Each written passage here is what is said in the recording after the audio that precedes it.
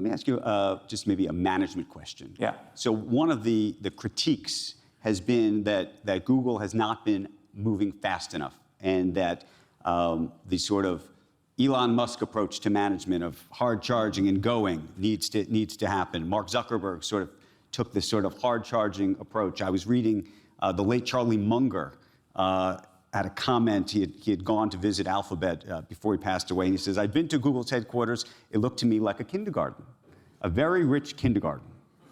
And I thought it was a very interesting quote, but I was thinking about it because it made me think, we've known each other maybe a decade now or more, and I feel like you are a very thoughtful guy who's constantly thinking about all these things, but I don't always necessarily think of you as a fighter.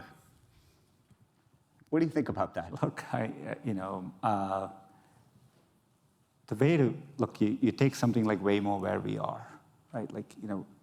When you're working on technology, you have a clear vision, and you're executing relentlessly and ambitiously.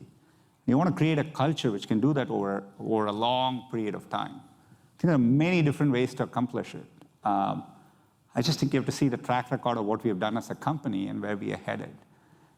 Just this year alone, take something like Waymo as people used to question whether you can do this.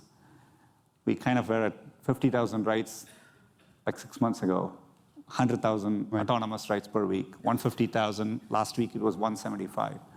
We crossed 1 million autonomous rides per week, right? You go, 4 weeks ago, I took my dad in San Francisco. I put him in the car. He was in the front. I was sitting in the back with my mom, driving around San Francisco. I mean, to him, you would have described it as what we think of as the AGI. We kind of just crossed that. In San Francisco, the Waymo cars drive better than humans. You don't do these things by not executing well, right?